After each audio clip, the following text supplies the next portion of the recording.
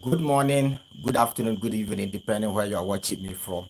Today is 17th of August 2025. This is our first ever live stream, and I want to use this opportunity to thank each and every one of you for being part of this community. I have told you guys that I am going to be consistent on this platform, so you guys should consider subscribing. If you have not yet subscribed, then you are missing a lot. You know how we do it. We give you guys in-depth analysis of whatever is happening around the world, globally. So I'm very happy. At least today too, we made a record. We hit 1,000 subscribers. Note, we just created this channel 4 days ago, and I only started creating content 3 days ago. So we've been able to hit 1,000 subscribers within the space of just 3 days. That is remarkable. If you ask any content creator, he'll tell you that that is almost impossible. By the way, because this particular video is live, so give me a minute. Let me share the video to our Facebook audience. I have to let them know that we are live so that they can also join the stream. Audience. I have to let them know. A minute. Let me share the live to our Facebook audience.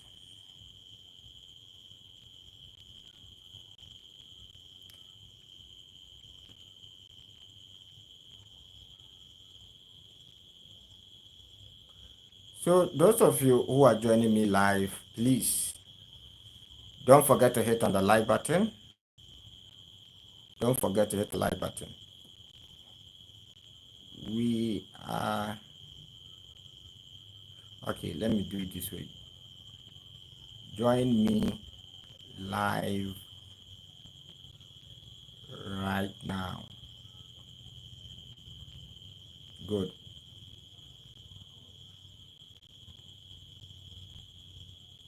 You know, it's going to be a bit hard, but nothing is easy. I'm going to make sure that I continue. Exactly.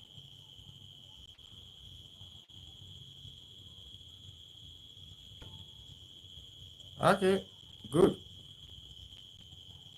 Well, let's continue the show. So a lot is happening. A lot is really happening. So we are all waiting for um, Vladimir Zelensky visit to America. And by the way, today I created a video and I told you guys that European Union has promised to follow Zelensky to America, to the White House. So guys, if you're just joining me right now, please take this opportunity to ask me any question. I'm willing to answer your questions for you. By the way, um, let's start. Let's start. So Emmanuel Macron said something. I don't know why the whole of European Union. I don't know. These guys are basically. I don't know whether to use the word confused. I don't know the right word to use here. These guys, after this whole Donald Trump and Vladimir Putin meeting, they've been talking. Today they will say this, the next day they will say a different thing, the next day they will say a different thing. I don't know what is wrong with them. By the way, this is what quite interesting. This is what Emmanuel Macron said. It is now time to move to a new diplomatic phase to resolve the war in Ukraine. By the way, let me start from the heading. Russia offer okay, he says Russia offers Ukraine not peace but capitulation. I don't know what that means. Capitulation. Putin does not Putin does not want peace. Emmanuel Macron made major. By the way, I don't want to add that word because we are on YouTube. It is now time to move to a new diplomatic phase to resolve the war in Ukraine. The goal of tomorrow, by the way, I told you guys that maybe I think either Emmanuel Macron or Starmer will follow Ursula von der Leyen to the meeting. So two of them, I don't know who will go. I don't know whether both of them will go or not. So that is tomorrow meeting that he's talking about here. The goal of tomorrow's talk with Putin is to present a united front between Ukraine and European allies. Let's continue. The only one who can speak about Ukraine territories are the Ukrainian authorities. Any agreement to reduce the Ukrainian army will be doomed to violation. Ukraine must have a strong army. Europe's security is closely linked to war between Ukraine and Russia, and its leaders must be at the negotiation table to best represent interests of their citizens. Quite interesting. So this is what Emmanuel Macron is saying. By the way, listening to or reading multiple articles today or observing what is happening, what I realized was the Americans are not happy. They don't want the Europeans to come in. Donald Trump wants to meet Vladimir Zelensky alone. But the Europeans consistently, they are poking their nose into this whole thing. They want to be part. But the White House, the Americans don't want them to be part. According to a press release today, they said Donald Trump will only meet with Volodymyr Zelensky first, right? He will meet with Volodymyr Zelensky first. After his meeting with Volodymyr Zelensky, then he would then meet with the Europeans. By the way, let me take this opportunity to thank some of you guys who are here. Um, um, Al, am I getting the name right? Al, Alex, Alux, Alux Lupa. Am I getting your name right? I don't mean to disrespect you, but that is what I'm seeing here. Uh, uh, Osij, how are you? Osij is saying that hi, Timo. Hello, Osij. Um, Oluzupa, my brother, you're welcome. Thank you very much for joining us. By the way, so a lot is happening. Okay, so President Macron and Prime Minister Starmer today co-chaired a virtual meeting of grouping of coalitions. Okay. So yes, let me give you guys this update too. So today a meeting was held between the European leaders, and in this meeting they said they were going to send more weapons to Ukraine. Despite the effort between Donald Trump and Vladimir Putin to resolve the war, they are saying that they are going to send more weapons to Ukraine even after these negotiations. So clearly the question that I'm asking is, who is actually trying to sabotage this whole peace deal? Is it the Russians or is it the Europeans? The real question is, who actually want peace? Because you are in a process of negotiating peace and you are sending more arms. Sending more arms, I don't see how that solves the problem. I don't actually see how that solves the problem. But by the way, that is what they are currently doing. Interesting.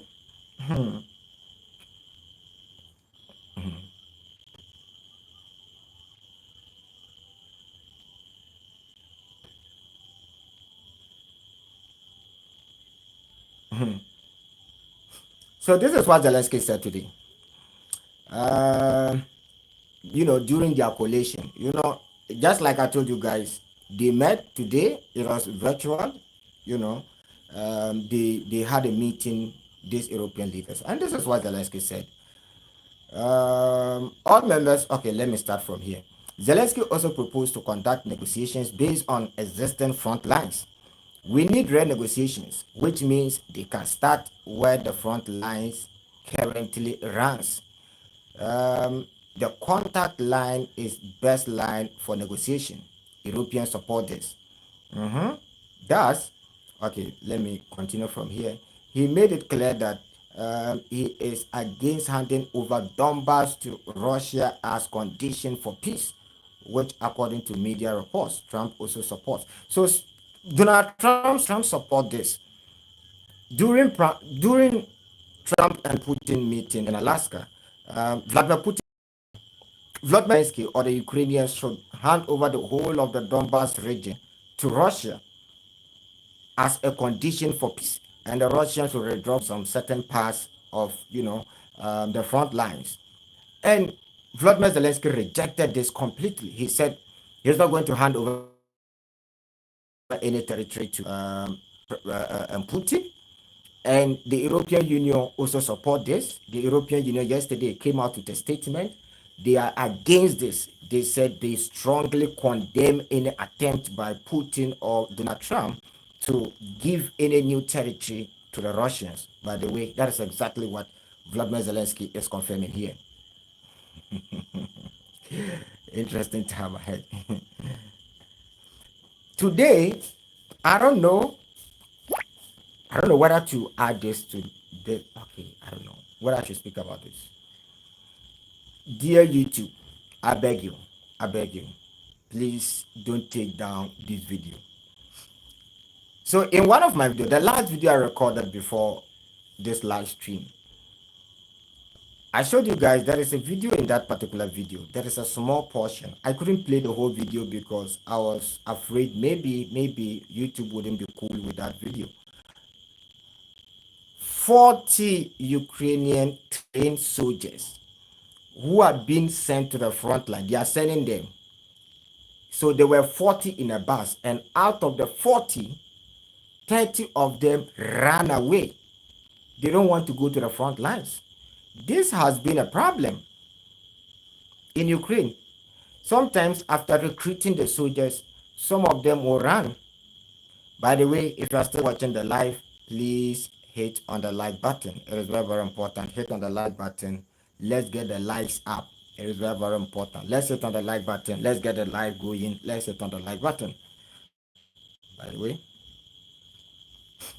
guys, I'm now starting YouTube, so it's gradually I'll get used to this whole YouTube thing. By the way, please consider or pardon me if I'm not flowing well, because this is my first time coming live on YouTube, by the way. Okay, this is what I was talking about. Trump want to meet only with Zelensky. European leaders will not be allowed to primary negotiate. So Trump want to meet with only Zelensky. That was what I was talking about. Although Ukrainian President Volodymyr Zelensky is accompanied in Washington by several heads of European states and governments. Okay, the EU president and the NATO secretary general. So he will be accompanied by EU Ursula von der Leyen and NATO secretary general and other European leaders. That was exactly what I was telling you guys about. This whole thing that Trump is not comfortable, dealing with Zelensky and the European leaders together in the same room. He wants to deal with them separately. I think they kind of anticipate what is going to happen ahead. They believe that if the Europeans are in the room, they will make negotiations very difficult. And I think that is one of the main reasons why they just want to get them out. Right?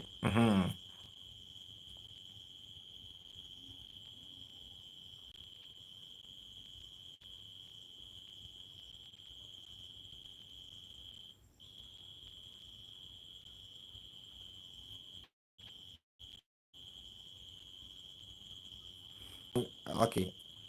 Zelensky rejects Trump proposal. Demand report from him on the meeting with Putin and new sanctions against Russia. I don't know. So Vladimir Putin is still asking for more sanctions on Russia. Already, Russia is the most sanctioned country on earth, over 14,000 sanctions, and Volodymyr Zelensky is asking for more sanctions. Putin has many demands, but we do not know all of them. And if they are okay, let me take it again. Putin has many demands, but we do not know all of them. And if they really are as many as we have heard, it will take time to consider them. It will take time to consider them all. it's impossible to do this under the pressure of weapons. Therefore, a ceasefire is necessary, and to work quietly on a final deal. We will talk about this in Washington. Putin does not want to stop the killing, but he must do so. Secondly, we need rare negotiations, which means they can start where the front lines currently is. The contact, okay, I've already read this part already for you guys, so there's no need for me to go into any more details of this. By the way, thank you very much. And I spoke about Ivory Coast coup d'etat. Let me talk about the Ivory Coast, sorry, not coup d'etat, demonstration. So a lot of people are currently demonstrating against. Yes, Alassane Ouattara wants to run for another term. Note, Alassane Ouattara, this is his third term, and he wants to go for another fourth term. And the people of Ivory Coast are saying that no, they are really angry, and they want Alassane Ouattara to step down. Let me explain. Let me dive deep into Alassane Ouattara. Was once, or Alassane Ouattara was not even supposed to become the president in the first place, because the constitution of Ivory Coast has an age limit. Became president. The reason why he became president was, in 2009 or 2010, I hope you guys remember the Ivory Coast War. So after the war, who can stabilize the country? So they decided to take out Laurent Gbagbo. Later, Laurent Gbagbo was arrested. He was prosecuted by the International Criminal Court. So they told the people of Ivory Coast that you need somebody who can stabilize the country at the moment. And that was when Alassane Ouattara came in. So they told the people that, look, although Alassane Ouattara's age will prevent him from becoming president per the constitution of Ivory Coast, but we just want somebody who can stabilize the country. So Alassane Ouattara will go for just one term. That was the agreement between the people of Ivory Coast and, France. Alassane Ouattara went for one term, and during his term, when his term was almost over, he appointed somebody who will succeed if he is not there, right? I don't know why he did that, because Ivory Coast is not a monarch system whereby you appoint somebody to succeed after you.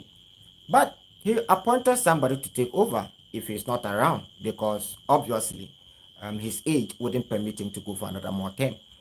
So when Alassane Ouattara's time was almost over, the person he appointed died mysteriously. Nobody knew what exactly happened to him, but the person he appointed died. And Alassane Ouattara said, you know what? Because the person I appointed to take over is no more, I can't hand over the country just to the body. So I have to go for more terms. And the people of Africa said, no, no, no, no, no. You told us that you were going. Why are you trying to violate the constitution? He said, oh, because the person appointed is gone, or because the person appointed is dead, I have to run for more terms. There were tensions in Ivory Coast. Then he ran for more term, which is the second term. Then they decided to allow him go. By the way, everybody is limited to only two terms. This is the democracy in many countries. You can only go for two terms, 8 years or 10 years. That is the case in every country. So they said, okay, no problem. You go for another term. By the way, that will be your last term. Then he said, yes, I'm going for my last term. Then he appointed somebody to succeed him again. Forget about the first one. Again, in his second term, he appointed somebody to succeed him if he is no more. This person, Alassane Ouattara, appointed again, died. Again. He appointed somebody again to take after the presidency after the 8 years, and the person to die. Nobody know exactly what happened to that person. According to them, he fell sick, blah, blah, blah, and he died. Again. The same old story. He came back to them and told them that, because the person have,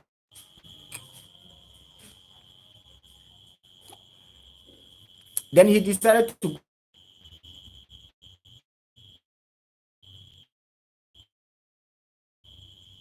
Yes, the network is misbehaving a little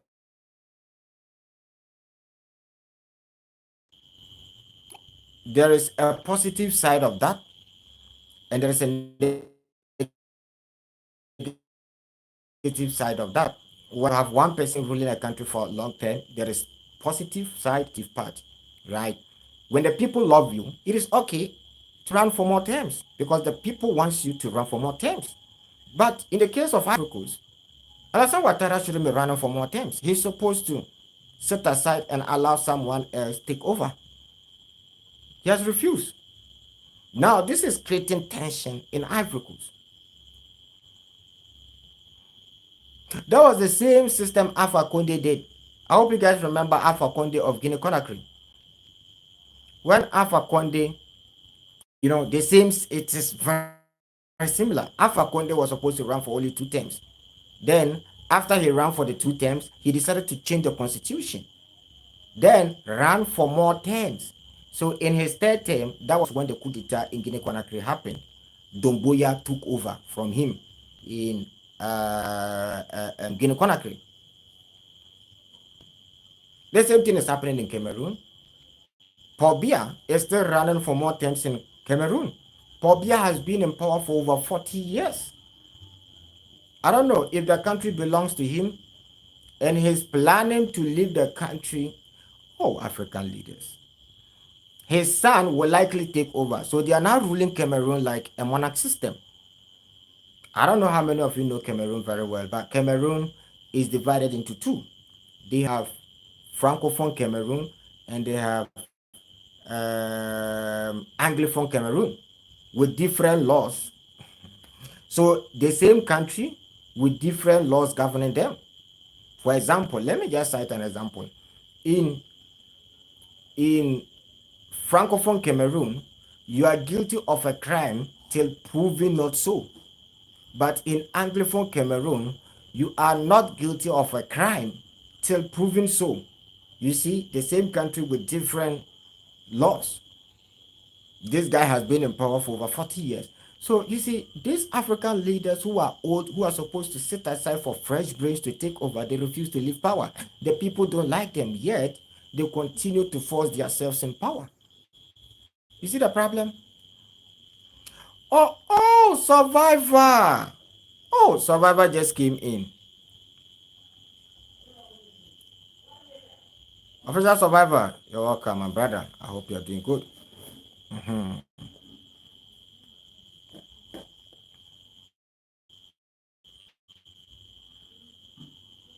Yes, yes. My brother is saying that the case of Cameroon is very sad one. That is true. The Cameroon issue, I just don't get it. Why one man will be ruling a country for over 40 years? Now, Paul Biya can't even walk. Walking is even difficult for Paul Biya. Paul Biya is currently staying in France. He's ruling the country from France. This has happened multiple times. When it comes to the francophone countries, we see this all the time. You know, back in the days during the era of African independence in the 50s and 60s and 70s, they had a president called I've forgotten his name, former Ivory Coast president. You know, the one who got their independence for them. I've forgotten his name. Hofe Boni, very good. Hofe Boni. Hofe Boni was president of Ivory Coast, yet he was member of parliament of the French parliament. So imagine this. What is the difference between a white man ruling over you and a black man who is part of French parliament? So basically, France appointed somebody to take over or look after the country for them. And when you look at the actions of Hofe Bonyi, back in the 50s and 60s, especially in the 60s, you realize that this guy was obviously working for the colonial masters. Hofe Bonye or Fe Bonye fought with Kwame Nkrumah. He was part of the Morovia group. I don't know how many of you know about the Morovia group. The Morovia group consists of the African leaders who were against African unity in 1963, and we have the Casablanca group. The Casablanca group members were Kwame Nkrumah, Haile Selassie, Ahmed Sokoture, all these guys who wanted Africa to unite right away. And you have the Morovia group, which consists of Nyerere, Hofe Bonye, and the rest, and Ivory Coast, Liberia president by then. So that was the Liberia group. During after African independence or post-African independence, African leaders were divided into two. You have the Morovia group and the Casablanca group. The Morovia group said, we shouldn't unite now. We should wait in future. And the Casablanca group members said, African Union now. Right? You can search for the debate between Nyerere and Kwame Nkrumah. One of the hottest debates in African Union. I still consider that as the greatest debate in the history of African Union. Back in after the death of Nkrumah in 1972, Nyerere came to Ghana. I think in 1978. I stand to be corrected. I think somewhere in 1978 or something like that. He came to Ghana during Ghana independence, and he said, I was wrong. Nkrumah was right. Africa should have united in 1963. That was what Nyerere said. Nyerere said he was wrong. Africa was supposed to unite right away.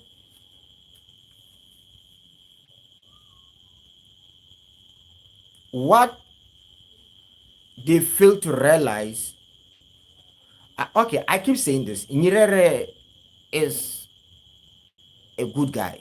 In fact, you can't talk about the founders of Africa without mentioning Nyerere. Nyerere was completely misled by the Morovia group members. Nyerere is somebody who had good heart. He wanted Africa to unite. But what he didn't realize was the Morovia group members were sponsored by some people. The very people who took out, Julius, I don't know. There are some names I just don't want to mention. By the way, let me put it aside because these issues, when I start going into details and start mentioning some countries' names, it's easy for them to take down the video. So I'm going to stop mentioning these countries' names, by the way. So to succeed from Ouattara is death sentence. Ouattara is... That's true. Yes. So anybody who tried to succeed Ouattara, you are gone. So if they appoint you that if Ouattara is no more, you'll be the next president, then you are gone because it has happened twice. Remember, it happened in his first term. When he became the president, he appointed somebody to take over. If he's no more, the person should become president. That person, he died mysteriously. Nobody know what exactly happened to him. In his second term, he appointed somebody that if he's no more, the person should take over. Boom, that person also died. We don't know what happened. And this is his third term. And now, I don't know, I don't know whether they are rejecting or what. It seems like people don't want to join. That is what I see. Oh, guys, a minute. Shake.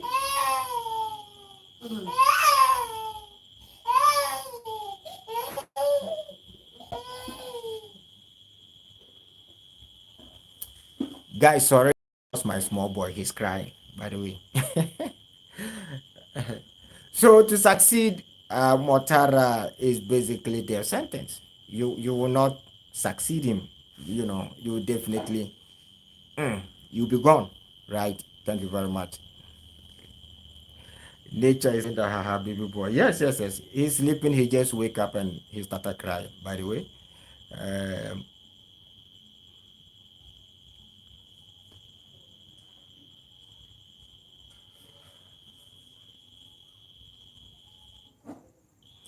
well, let's get back to the Russia and Ukraine war.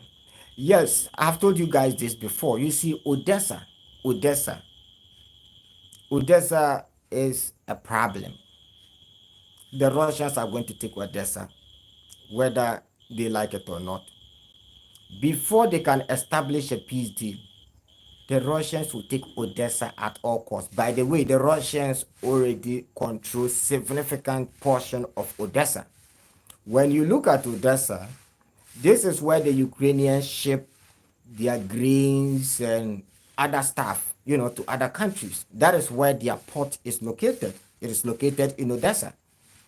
Now, in the beginning of the war, there was an agreement between UN and Russia to allow Ukrainians still export grains because of food security around the world. Because Ukrainians were sending grains, or they believed that Ukrainians were going to export these grains to poor countries. So the Russians allowed them to still ship these grains. By the way, if you don't know these grains that I'm talking about, wheat, yes, that's the word, wheat, yes. So the Russians still allow the Ukrainians to export these grains. But at a point, they were hiding explosives and underwater drones in these cargo ships that were coming in to take the grains.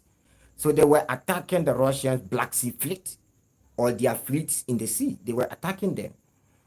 Then I remember this very well.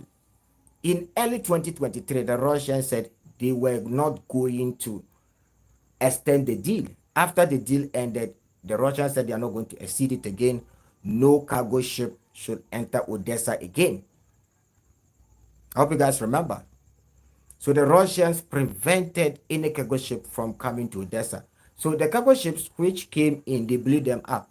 Then the Russians said, look, the grains that they said they were going to export to poor countries in Africa, they kept mentioning Africa, Africa, Africa. And it was quite funny to me because we Africans, I don't know how many percent of Africans eat grains or wheat. I don't know. Most Africans, it's not our major food, right? Most Africans don't even like wheat. But they kept mentioning Africa. But what we realized was they were exporting these grains to the rich countries in the West. Most of these grains didn't come to Africa. Most of these grains went to the West. Significant amount of it went to the West. And they were using these grains to feed their animals. Yes, you heard that right. They were using these grains not to feed human beings, but to feed their animals, their livestock. That was what they were doing. And that is why Russia decided to cancel the deal. Then the Russians decided to export their own grains to these poor countries which are in urgent need of food. So what the Russians are now doing is they are cutting Ukraine completely from Odessa. When you look at Moldova, I hope I am right. Is it Moldova? Yes. Moldova, I think Moldova share border with Ukraine. Am I right, guys? Please, I stand to be corrected. I think it's Moldova. Yes. Moldova share direct border with Ukraine on the borders of Odessa. Yes, in Odessa. And if you look at the borders of Moldova and Ukraine, they are ethnic Russian speakers, right? So if Russia take Odessa, they can connect with the ethnic Russians in Moldova.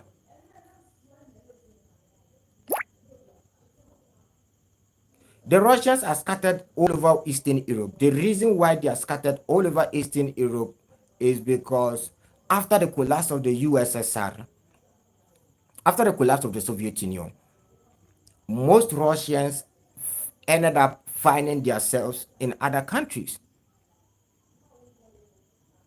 That is why you have ethnic Russians in Serbia, you have ethnic Russians in Latvia, you have ethnic Russian speakers in Ukraine, you have ethnic Russian speakers in Moldova, even in Romania.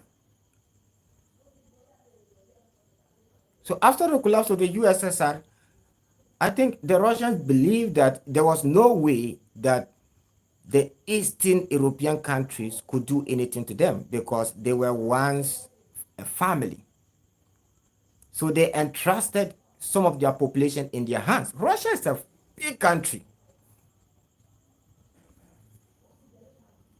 And that is why Vladimir Putin keeps saying that Khrushchev made a big mistake. You know, after the collapse of the USSR, not even after the collapse of the USSR, after Second World War, after Stalin died, yes, Khrushchev took over. Khrushchev decided to give the current eastern part of Ukraine, yes, the current part they are fighting, the Donbass and Luhansk, you know, the Donetsk and Luhansk Oblast, the whole of the Donbass Oblast, was once part of the Russian Empire, was once part of Russia. But Khrushchev decided to give that part to Ukraine. You know, Ukraine was once part of Russia. I don't know how many of you know this, but Putin has said it multiple times that Ukraine is not a real. He doesn't see Ukraine as a country. That's why back in 2021, when he released, he wrote a very long article on the Kremlin website explaining Ukraine is part of Russia or why Ukraine should be part of Russia. He explained to details why Ukraine historically is part of Russia. I think somewhere in 2021 or 2020, somewhere, yes, somewhere like that. And guys, remind me in the comment section. This Chinese general secretary, you know, he's the former secretary general of UN. I think he's a Chinese or he's a Korean, something like that. Is it Ban Ki-moon? Something like that. He came out and said Ukraine is indeed not a real country. Ukraine borders are not registered in UN.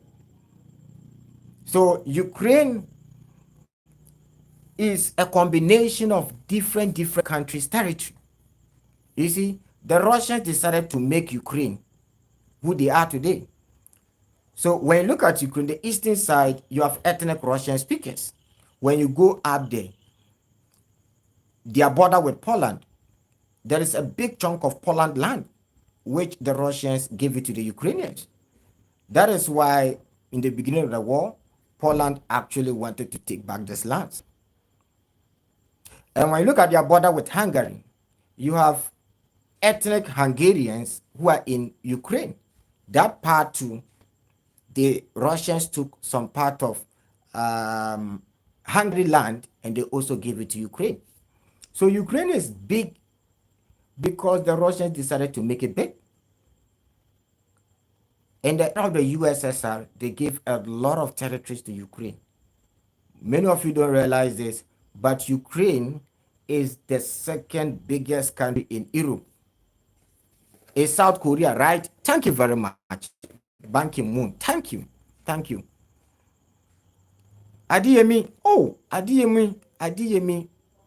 Adiyemi. Look, let me appreciate you. Adiyemi, thank you very much for your support. In fact, ever since this channel was created, Adiyemi has been very consistent on this platform. He has supported us so much on this platform. Just within the space of 3 days, we've been able to get 1,000 subscribers. And thanks to people like Adiyemi for engaging, for liking, for commenting. So a very big thanks to you, Adiyemi. Thank you for being on this platform.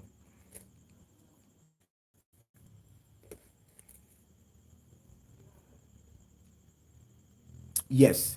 So what I was saying, let me continue.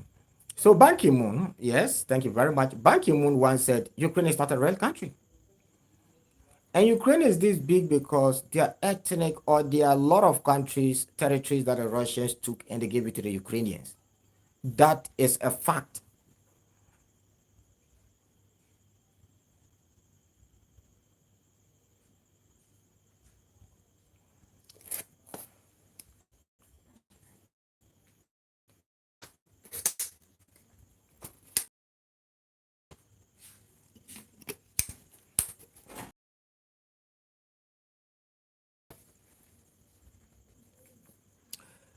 If you are still watching this video, thank you very much. Please hit on the like button. It's very, very important. Like the video.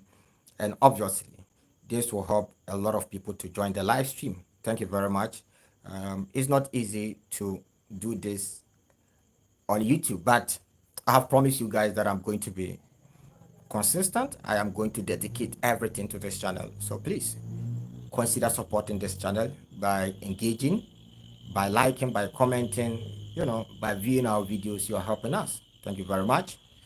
Um, you know, Zelensky has refused to hand over these territories to the Donbass, and yes, especially the Donbass region. He has refused to hand over the Donbass region to Russia. But you see, the fact is, even if the Russians says that, okay, Ukraine, come back and take the Donbass region, it is going to be a liability for Ukraine. I've said this before. Note, the war existed for 8 solid years before Russia decided to intervene. This war didn't start from 2022. The Donbass region, there were already separatists who were fighting with the Ukrainian government already. They are ethnic Russians. They were being targeted.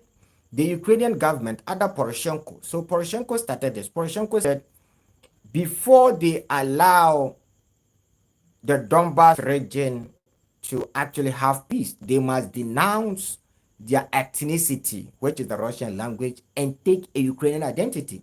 So Poroshenko actually started this whole thing. He wanted all the Russians or the ethnic Russian speakers in Ukraine to stop speaking the Russian language and start speaking Ukrainian language.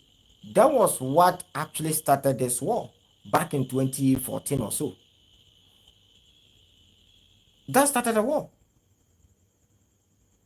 And the Ukrainian government decided to go to war with those in the Donbass.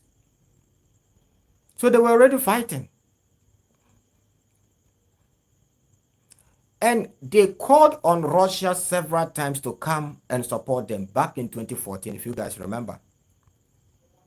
That was when Russia decided to go to Crimea and, annex Crimea back in 2014. But those in the Donbass were begging the Russians to come in and save them. The Donbass region wanted to be part of Russia because they are ethnic Russians. Historically, they are Russians. It was Khrushchev who decided to give these lands to, Ukraine. Just Khrushchev. So they've never been Ukrainians. They've always been Russians. And that is why they wanted to be part of Russia. But Russia rejected. Russia didn't want to actually take these territories, because if they take these territories, obviously, like the way we see today, they will say that Russia is trying to conquer the whole of Europe, blah, blah, blah. So they decided not to take this territory. This is where the Minsk agreement comes in. So Russia decided to meet with these European leaders,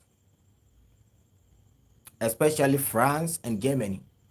France and Germany, they have the biggest economy in Europe. So they decided to meet with them together with Ukraine. They signed the Minsk I agreement. And the Minsk I agreement said, look, Russia will not take Ukrainian land, but Ukraine must give the Donbass region an autonomy. Those of you who don't know what autonomy is basically, you have a group of people who are still under a country, but they have their own set of rules governing them. Just like Chechnya. Even in Russia, there are many, many territories in Russia who have autonomy. Right? Even in China, there are some territories who have autonomy. They will still be under the Ukrainian, jurisdiction, or they will still be under the control of Ukraine. They will still spend, Ukraine currency. They will still be governed by Ukraine, but they will have an autonomy. They will decide the language they speak, the religion they want to practice is entirely up to them. When you go to Chechnya, they are Muslims. Today, when you look at Russia, you say that Russia is a Christian country. They are Orthodox Christians. But there are millions of Muslims who live in Russia. And the Russians have decided to give them autonomy. So they have their own set of rules governing themselves in terms of their religion, how they dress. You know, that was what the Russians were just asking from the Ukrainians. Give these people autonomy. And the Ukrainians agreed, okay, you will give them autonomy. And what happened? They started attacking them. Even after they signed the agreement. Then the Donbass started calling Russia to come in again. Russia still refused to come.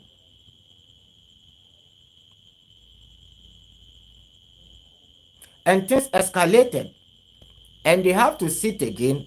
I've forgotten this vice chancellor of Germany. What is his name?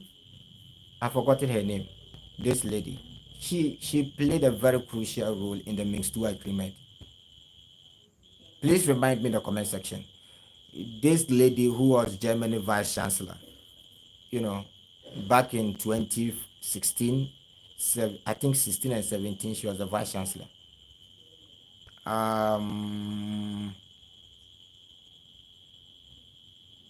Guys, remind me in the comment section. Remind me in the comment section. OC, you're welcome, my brother. She played a very crucial role. So she was part of the Minsk II agreement, and where the agreement was to enforce the Minsk I agreement, because obviously Poroshenko was not following the agreement. So they said the Minsk II agreement, and still they were still attacking these people.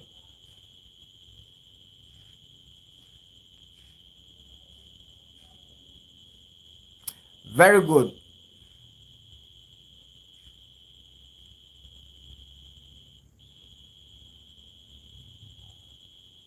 Angelina Merkel, very good, Chancellor Merkel. Thank you very much, Angelina Merkel, very good. Angelina, very good. That's the name of the Vice Chancellor, the German Vice Chancellor. Thank you very much. So in the Minsk II agreement, she played a very crucial role. So it was to enforce the Minsk I agreement. So they decided to add some couple of agreements to the Minsk II agreement. And still, Poroshenko was still attacking. And Zelensky went around and campaigned on the basis that if they allow him to become president, he will allow the Donbass region, the Luhansk and Donetsk Oblast, to decide over their own future. There are videos of Zelensky saying that these people have the right to speak the Russian language. Note, Zelensky himself comes from the ethnic Russian speaking side of Ukraine. Remember, Zelensky back in the days only spoke the Russian language. He couldn't speak the Ukrainian language. He only learned how to speak the Ukrainian language when he started contesting for Ukraine presidency. That is one fact. So Zelensky learned the Ukrainian language when he only wanted to become president. And in Ukraine, it is normal. There is huge amount of Ukrainians who speak the Russian language. From 2001 to 2021, I think. Oh, very good, very good. Adiyemi. Oh, interesting. From 2001 to 2021. Thank you very much. Yes, she went out of power willingly.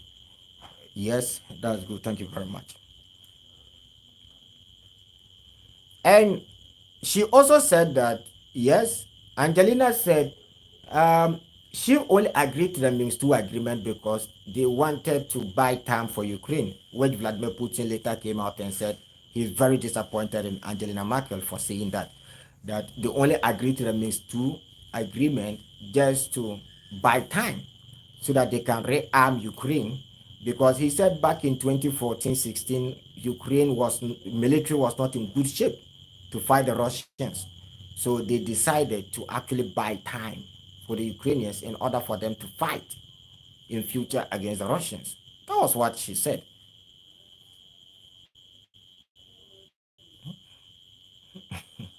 A comedian tried to fight KGB. Yes, that's it. So there are actually videos of Zelensky saying that the Donbass region have the right to do whatever they want to do. It is up to them. It is their own decision. So nobody should worry them. That was what Zelensky said. Boom. After they voted Zelensky into office, they are by let's be fair. If I'm to be fair with Zelensky, when Zelensky first came to office, there were attempts by him to actually end the war and allow the Donbass or the Luhansk and Donetsk Oblast to speak the Russian language and, do whatever they want to do. I remember somewhere in 2022, I saw a lot of videos on Telegram where Zelensky went to Donbass and he was telling the soldiers to put down their weapons and they refused. The Ukrainian soldiers said, look, you are not in charge. There's a video of that. Zelensky is telling the soldiers that I am the president. I am your president. Put down your guns. Stop the war. And they said they are not putting down their guns. He is not in charge. Boom. We don't know what happened. Then boom, Zelensky started becoming anti-Russia. All of a sudden. Nobody knows what actually went wrong, or nobody knows, the kind of pressure he got from his own authorities. The fact is he is not at the top. He's taking orders from somebody. That is how I see the whole thing.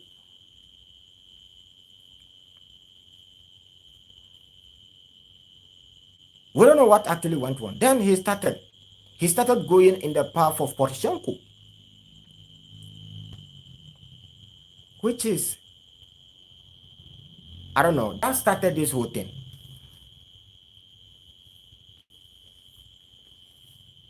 I wish that didn't happen, but that's a fact.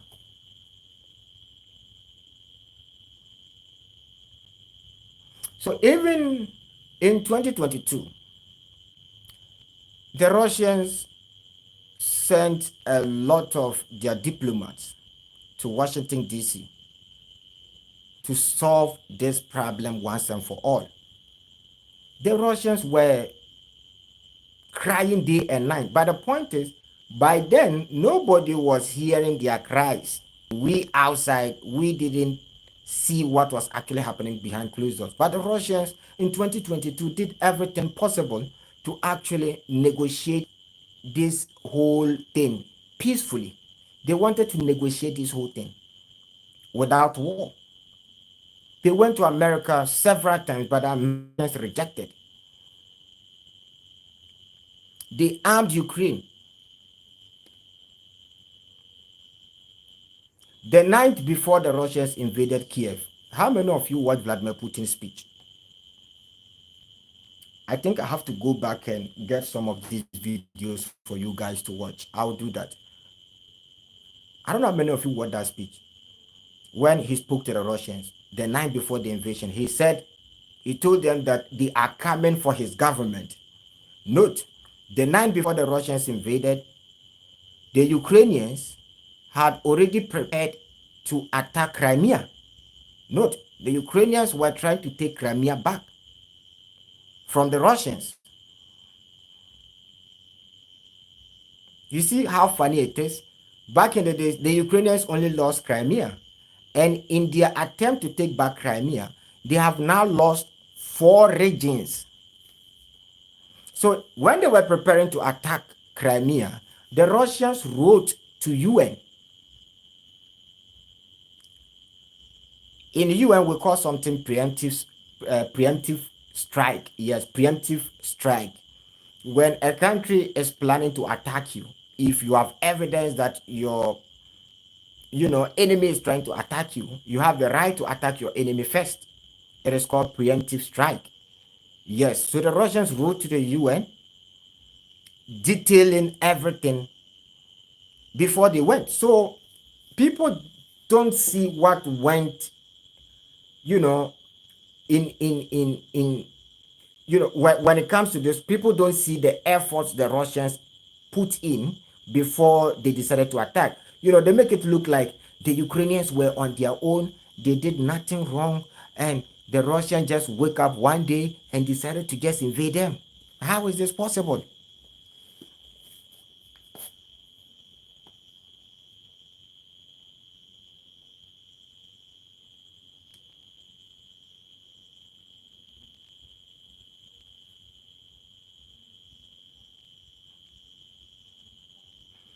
Exactly. Osage. You are right.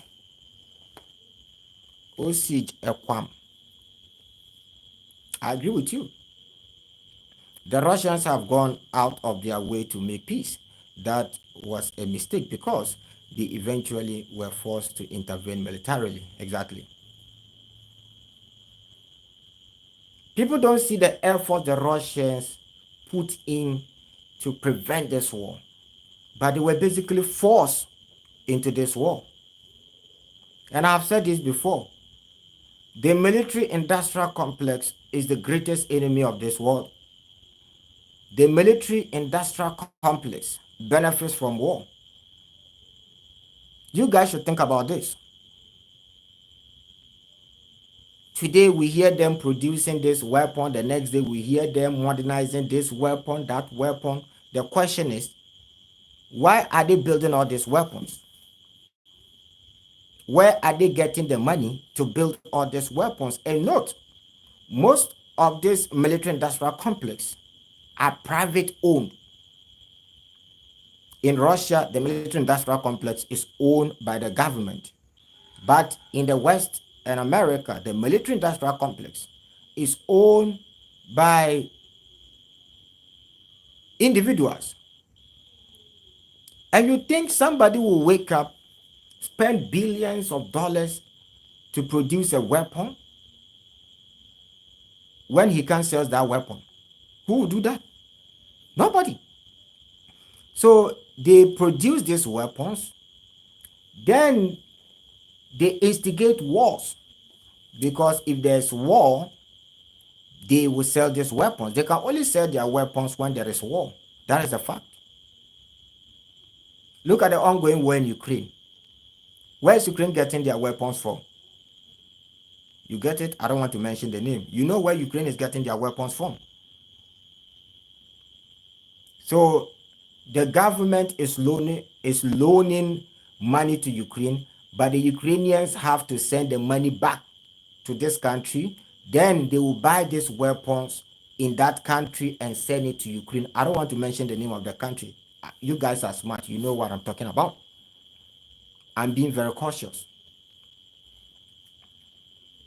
So these private entities who are buying or who are currently developing all these weapons with billions of dollars will continue to instigate wars around the world in order for them to sell weapons. That is the brutal truth.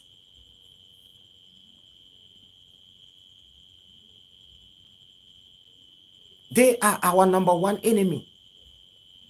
Your number one enemy of this world is not Donald Trump.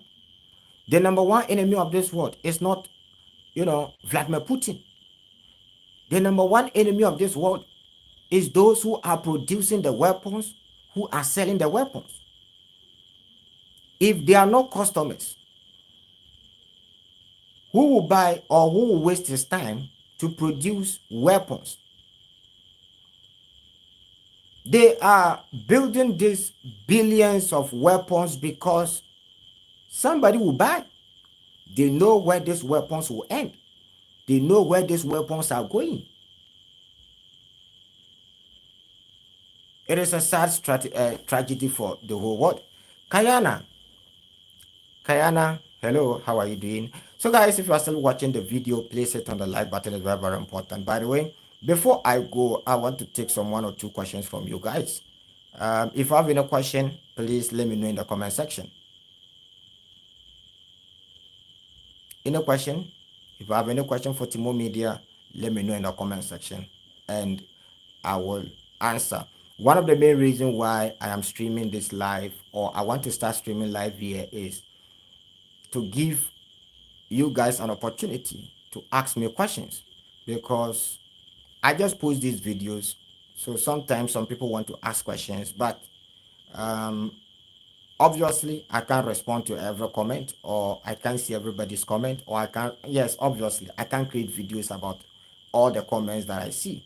So, if you have any question, you can ask me here. What do you think about, okay, let me see. What do you think the outcome of Zelensky and Trump meeting? This is a great question.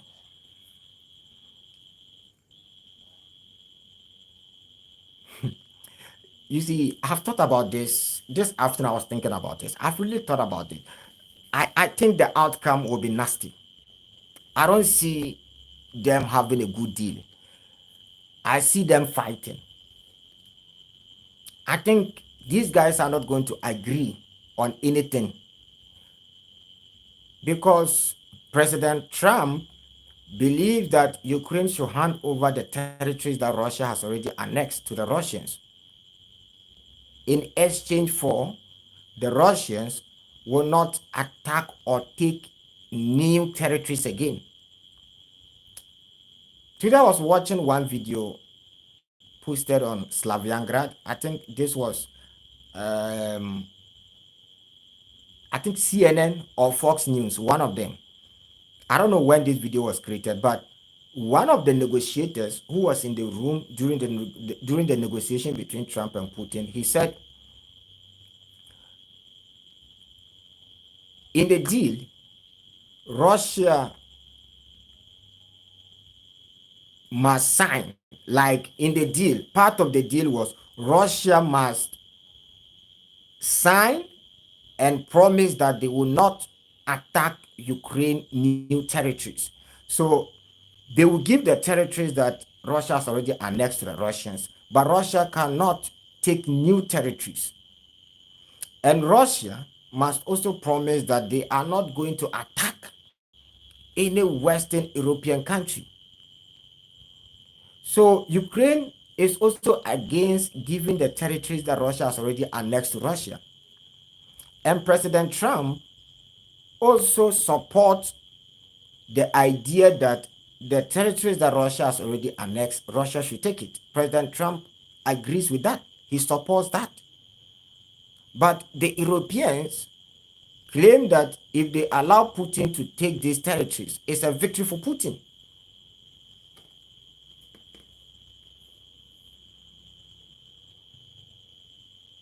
You know Slaviangrad, right? Yes. I mean, I introduced Slaviangrad to a lot of people, and anybody who knows Slaviangrad, then I think you are well educated. In fact, they are great. Since the beginning of the war, Slaviangrad have been very, very, very, very accurate. So the outcome of this meeting, I don't see a happy ending. I don't see, you know, I don't see them having a good deal. They will end up fighting, especially when Ursula von der Leyen is going. Ursula von der Leyen is very, very anti-Russia. Ursula von der Leyen is completely against the Russians.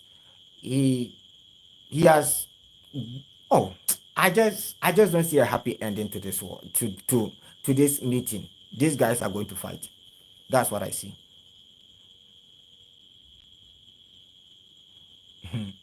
We should never forget that America started. Okay, let me read this comment.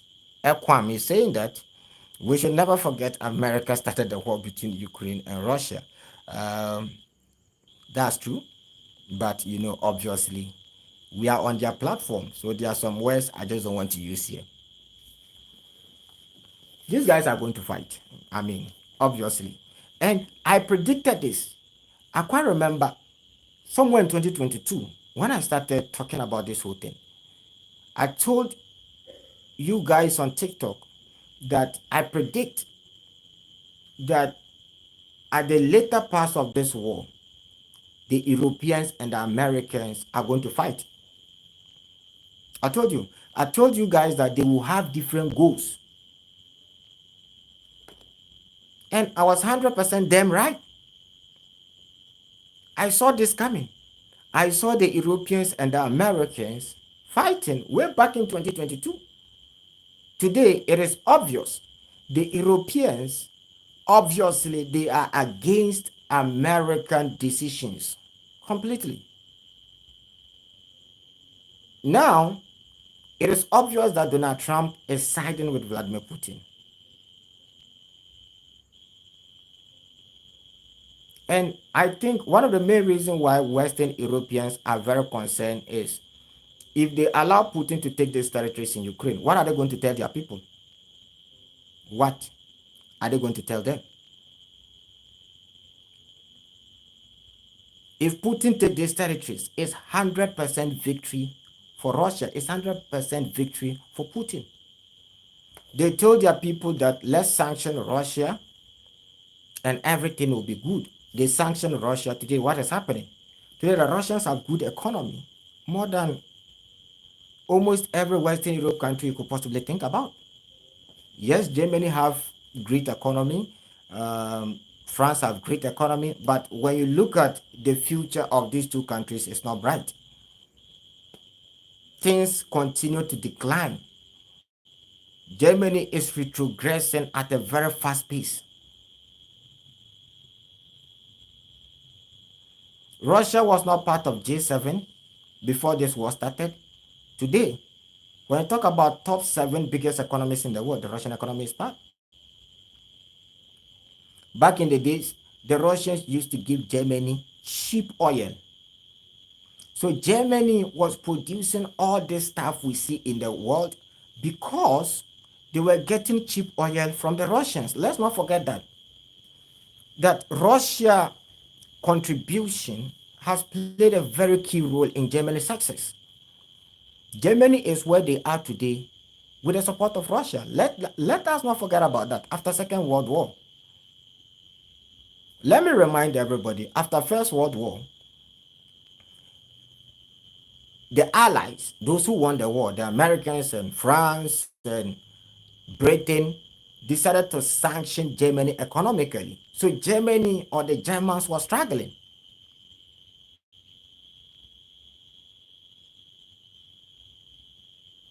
Germany was struggling after First World War before Hitler took over. I am going to replace Hitler with H because I don't want to mention his name too much in the video.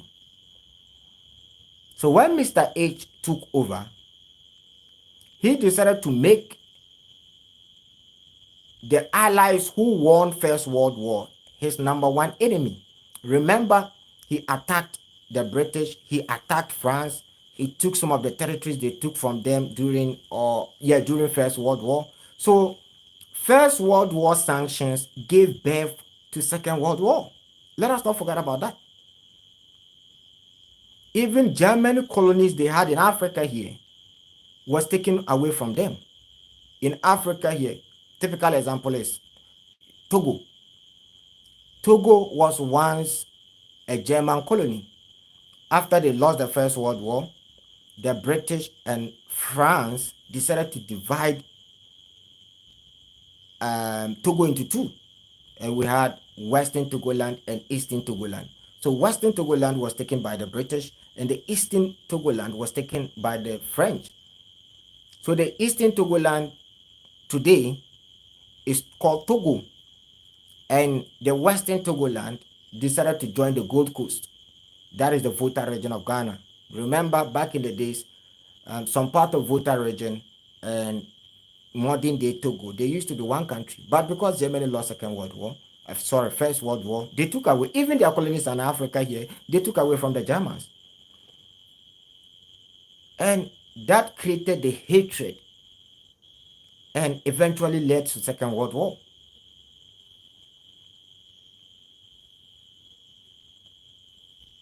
So when the Russians won Second World War, they studied the whole thing carefully. Under Gorbachev, they decided to withdraw their troops and allow Germany to, unite. After Germany lost Second World War, you know this already. I shouldn't be telling you. I mean, we had Western Front, and there's no need for me to talk about these things.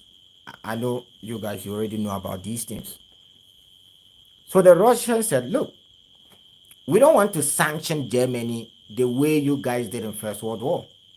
Because what you did to Germany gave birth to Second World War. So we will allow Germany to move forward economically. Note, both Russia and Germany lost a lot of lives during Second World War. So they decided to connect. So Russia was selling their oil at a very cheaper price for the Germans. So it was a win-win situation. The Germans were getting cheap oil. The Russians were getting money in return from the Germans. I've said this before. If Germany and Russia is allowed to unite, Russia and Germany will be the most powerful countries in Europe, because the Russians have the raw materials. The Germans have the technology, they have the engineers, they have the skills. So if these two countries are to work peacefully, they will be the most powerful countries in Europe.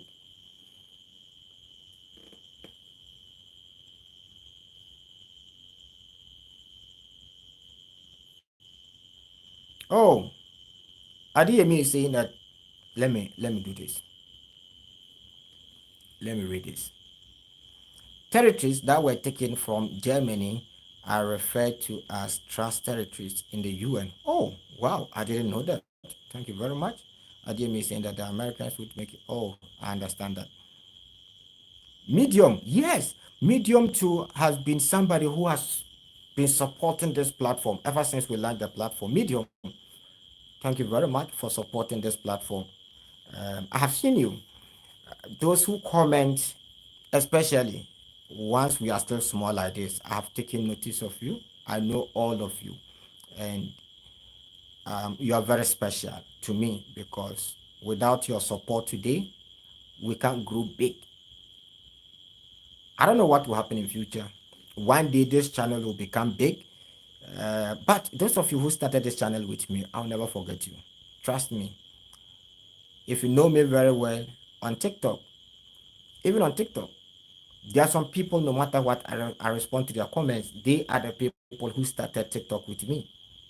The very people when I started streaming, who were always there with me 24/7, they are the people that I pay special attention to, because I wouldn't reach wherever I have gotten to without them. On TikTok today, we have around 300 and over 350,000 followers on TikTok, over 60,000 on Facebook, you know. But the people who started these platforms with me, I pay special attention to them, because they are completely different. So much love to you guys. Thank you very much. So guys, we've been live for the past 1 hour 14 minutes. I didn't realize this. I thought I was going to be live for just 20 minutes. But by the way, because of the interactions that we're having here, um, I've been live for this long without even realizing it. So thank you very much for watching the live with me. In fact, I want to use this opportunity to thank you guys again. Somebody said, Timo, you like thanking too much, move on. But look, I'm very, very grateful to you guys. Hitting 1,000 subscribers in 3 days is crazy, because it is almost impossible to happen. Just ask any YouTuber, he'll tell you that it is not likely. It's not something that happens all the time. Very few people have been able to achieve this, but we achieved it in just 3 days. It takes some people years, but we did this in 3 days.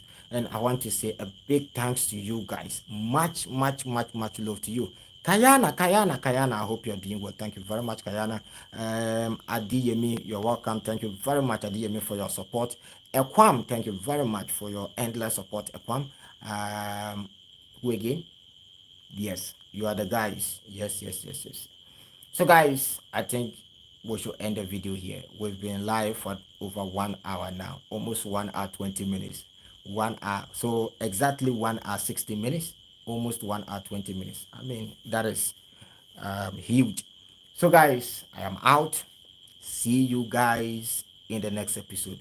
Or is there anything anybody want to tell me? If let me wait for just 1 minute before I end the live. Maybe somebody want to tell me something.